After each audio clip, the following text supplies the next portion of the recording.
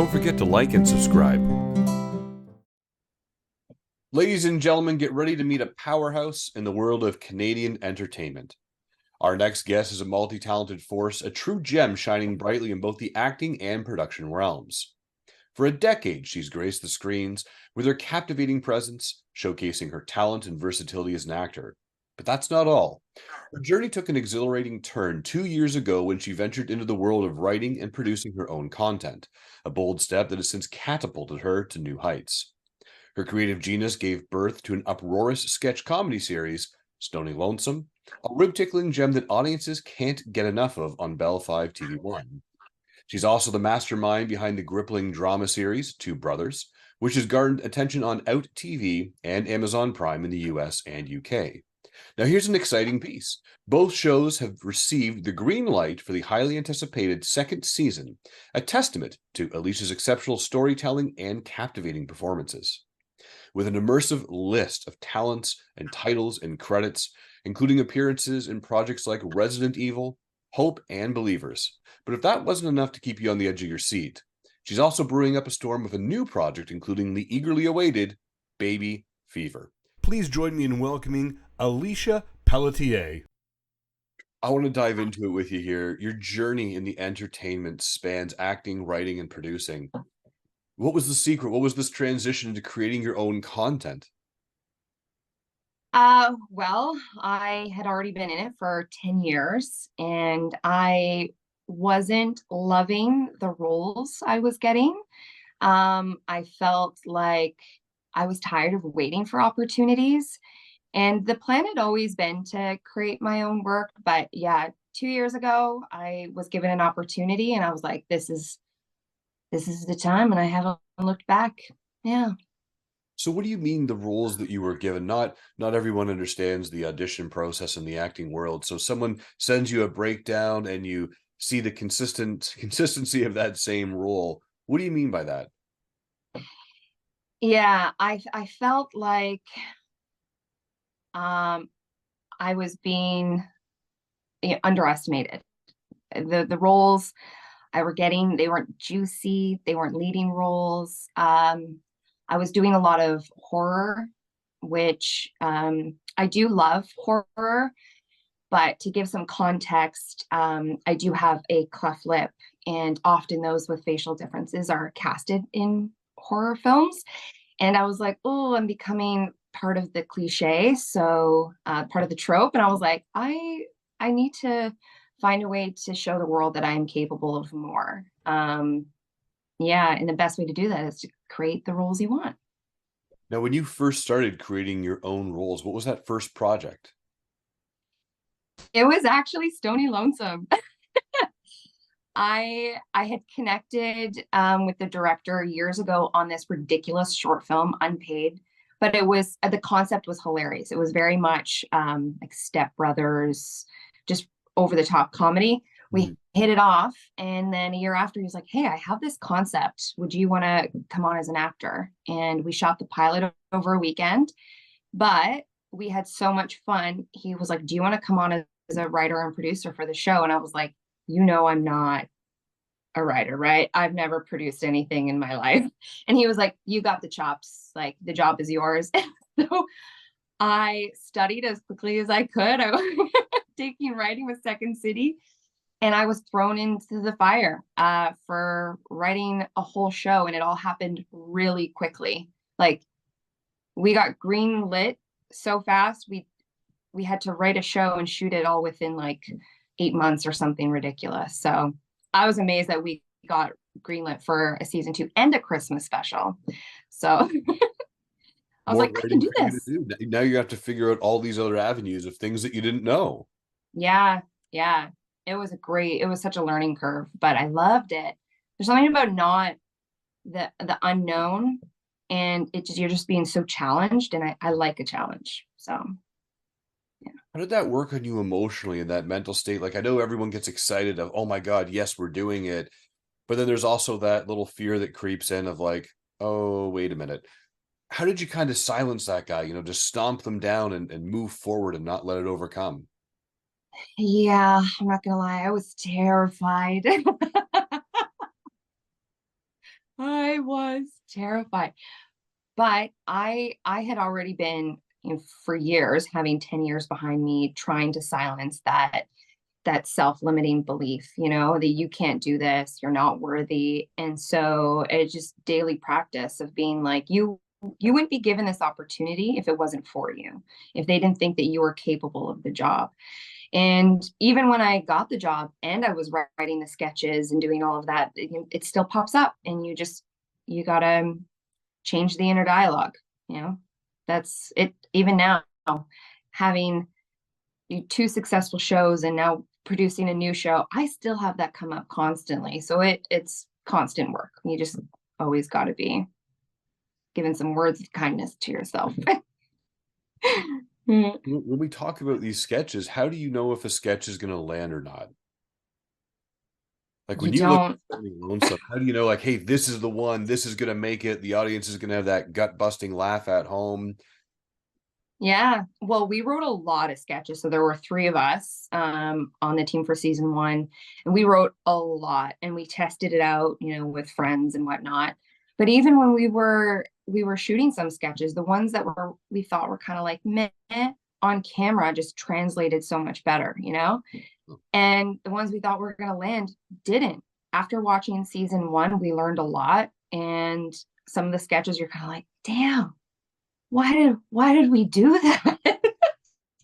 How do we think that was going to be funny? But you just make note of it. And when we had to write season two and the Christmas special, we made sure to implement all the things that we learned from season one. And we also brought in another writer with a bit more experience. It's okay to kind of know where your strengths are and where your weaknesses are. And we knew we had a couple weak spots, so we brought someone else in to zhuzh things up a little bit, and it made all the difference. Yeah.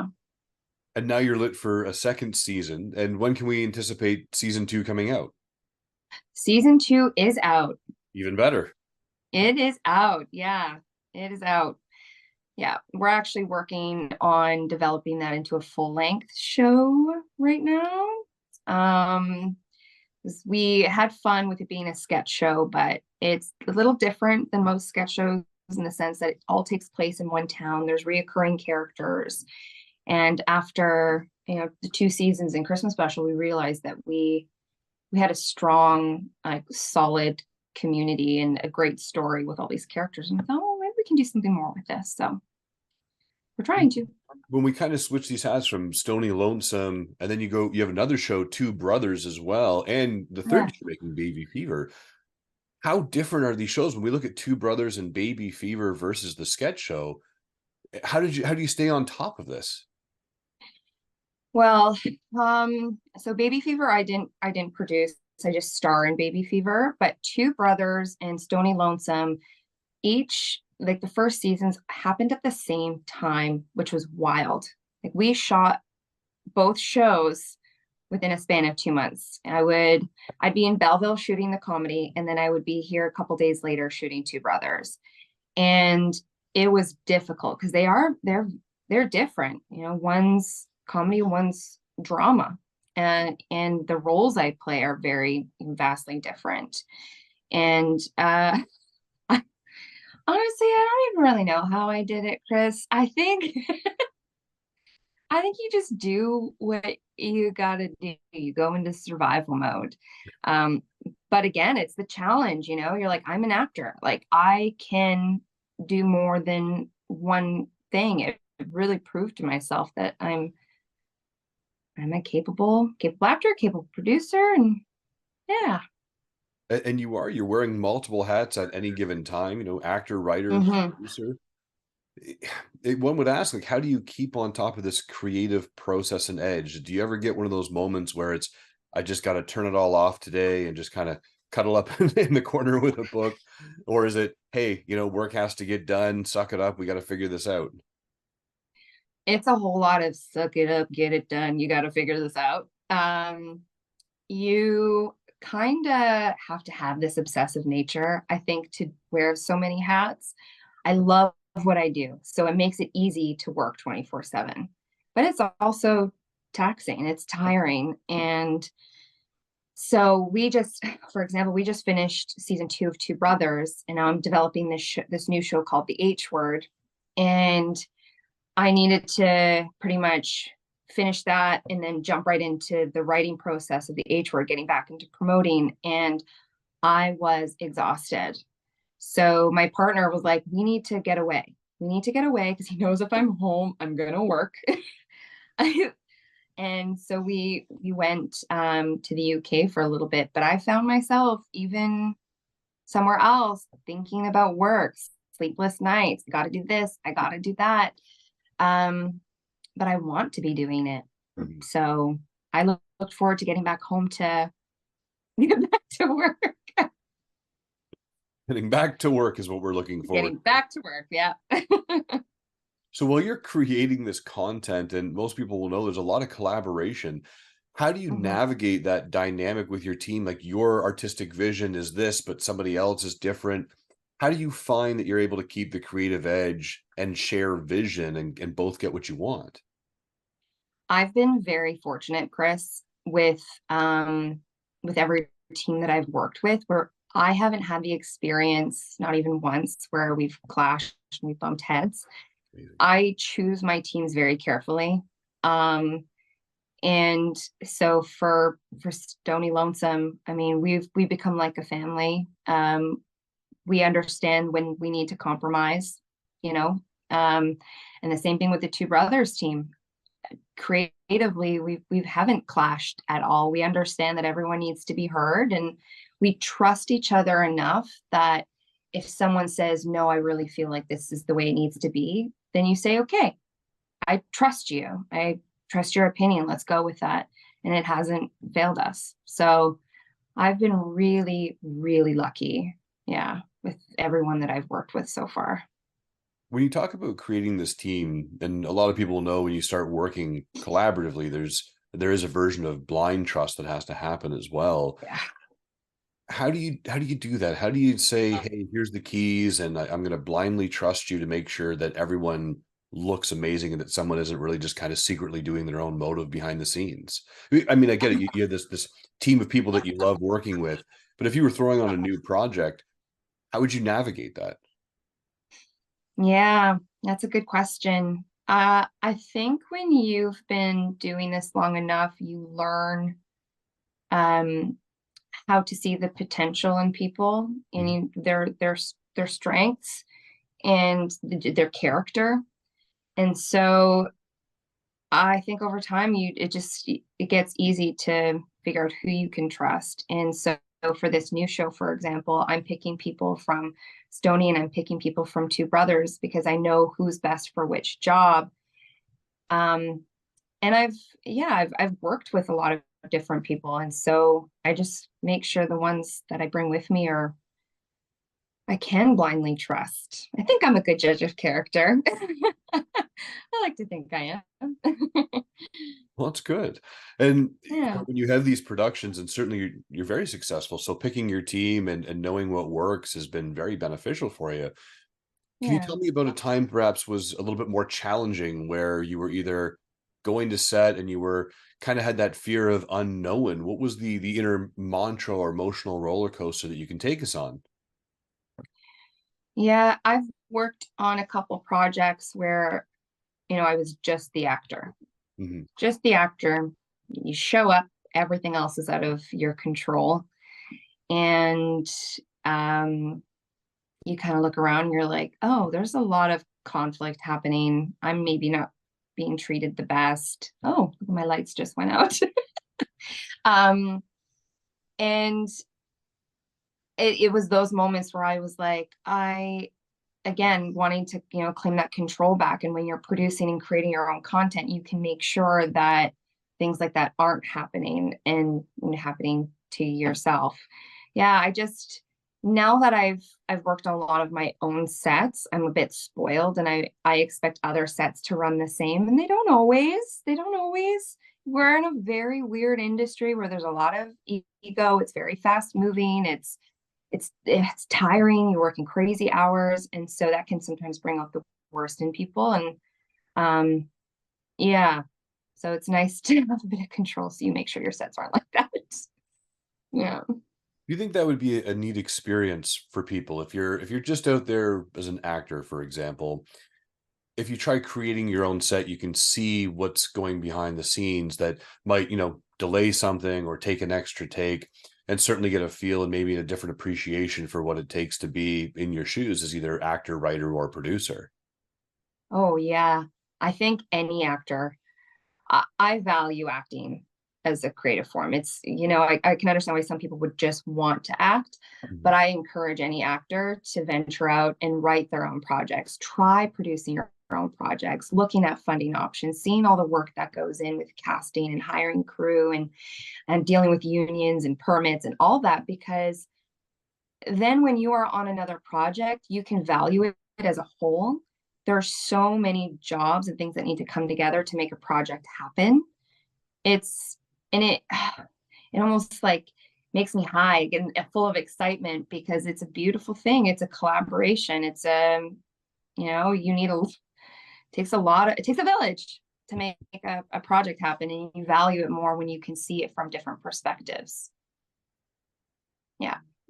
And how did you get started in acting? What was that journey for you like? If you could go back and not go into acting, what do you think you would do? I tried so many other things. You think honestly, I loved acting, like theater in high school. It was the first time I'd ever felt good at anything, and I found my people, but I still was like, you can't make a career out of this. I wanted to be a cop. I loved psychology. I was like, I'm going to be an RCMP. And I out of high school, I went to University of Lethbridge for psych. I was going to get my psych degree, then apply to be a police officer. Dropped out of psych, hated university, started filling out my police application, realized I was not emotionally equipped to deal with what is required of a cop. I had a cleaning company, which was very successful. I did aesthetics. And then finally, I was like, F this. I am miserable. I know what I want to be doing. And so 10 years ago, I moved to Toronto to learn more about film and television because I was doing like fringe, more theater. And I just jumped in. I didn't even go to school for theater. I didn't go to film school. I just jumped in and yeah, fully committed. In 2 feet, full dive, let's go. Yeah, I want to say the first 6 or 7 years were pretty horrific because you're working full time to survive. Then you're trying to take courses, you're doing networking, you're working on projects for free. But, and I know some actors will say you should never work for free, but listen, I didn't pay for an education. So my first 5, 6 years where I was doing a lot of free projects, that was my education. I was learning for free. And so not everyone can put, 20K down on education. So that's kind of the best secondary option, I think. But I was exhausted, it's like working 2 full-time jobs, but it was worth it. I love that you said that. That's a very unique perspective on that is, yeah, okay, you're doing this project for free, but look what you're learning. Look what you're taking Yeah. home. And then what would you have paid for that? And I know a lot of people out there would agree with that. Hey, you don't act for free, but I think when you say, hey, I need set experience and I need to know what this looks like, and if I really want to be here, then I think Yeah. it's a fabulous way to do it, right? There's Yep. huge upfront costs. There's nothing going on. And it allows you these introductions where you've been able to network, a year later, the Yeah. guy's calling you back saying, hey, let's get something going together. Absolutely. That's what I think has contributed to my success the most, because networking is so important in this business. But where are you going to meet people? You're Mhm. going to meet them on set. And so all the projects I'm doing now are a result of the free projects, like the free labor that I did 8 years ago. Um, so it's worth it. It really is. Now, when we talk about your writing and your acting and even the free work experience leading up to where you are now, has there been anybody that you've kind of looked to for inspiration or said, hey, I want to be the next so and so, or I really like the way that they've written or produced this project, and I'm going to kind of emulate that with my own work? Ooh, that's a good question. I don't think I have anyone specific in mind, to be honest. Mhm. I don't, but I should probably find someone that might provide a bit of direction. So you know what? There's my takeaway for this coffee chat with Chris is Find someone to look up to that doesn't yourself. yeah, No way. I yeah. think you just keep looking in the mirror and do what you're doing. You're very fabulous at it. So I don't know if I would necessarily change any of that. Sure. Thank you. Now, with your content that you're doing, are there any genres that you find yourself re-exploring? Um, I don't know about re-exploring, but I love comedy. I love comedy. I think that's my strong suit. I don't know that I'm the best at writing it yet. I think that's going to come with time. But when I'm performing, that's what I love. And I also just think that comedy is a genre. There's so many topics that you can discuss, um, and that allows for, a lot of healing through laughter. Yeah, most of the world is so heavy already. And yes, we love drama and we love action and horror, but there's nothing like a good comedy to just release you from this world for a little bit, or allow people to laugh at dark things, which the H word show that I'm writing about, growing up with a cleft lip, which is a kind of a heavy topic. And people within the cleft community have said, like, why a comedy? And I'm like, well, because we should be able to laugh at our pain. We should be able to find humor in all those horrible things that happened. And I just think it's the best way to tell certain stories. So I want to ask you something. When we talk about these rejections, this disappointment in the industry, these different types of emotions that people have when they're tied to certain aspects, let's say comedy, for example. And a Mhm. lot of people in this industry know that we face a wall of rejection and disappointment, and you never know why. What motivates you to keep pursuing in this industry? Oh, um, okay. So there's a couple reasons, I guess. There's a part of me that just knew that I was going to make a career out of this, like very intuitively. Otherwise, I wouldn't have left my whole life and moved to a completely different city. I just knew that this was my calling. But I think the thing that really keeps me going is that I do feel on some level that I have something to prove. Um, I've talked to many other actors and creators where, if they come from a place where they've been rejected a lot, they grow up just feeling like they need to be successful. They need to show that they're worth something.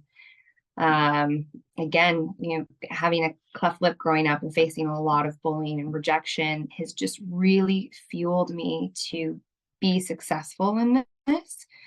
And I also want to make a difference with my work, you know, and that gives me a lot of drive, a lot of drive.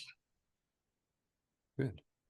And when we talk about your work, how do you stay creatively inspired? What other avenues do you look at when you're writing your sketch, Stony Lonesome, for example?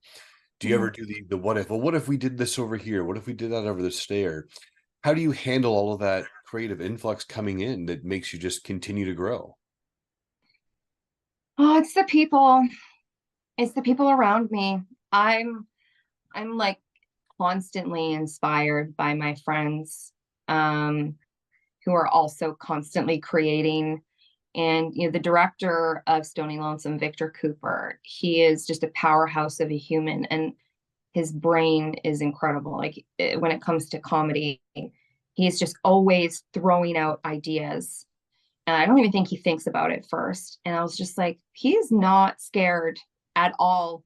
Anything that comes to his mind, he's just so free. He just lays it all out. And I'm like, I want to be like that. I don't want to be scared of what people are going to think. I want to just, if I have a creative thought, I want to be able to just put it out there. And so he's inspired me to do that. And I have other friends where they've faced so much rejection with their writing and producing and trying to get shows made, and we do 10, 15 years later and they're still pushing through trying to do it. That inspires me. You don't give up.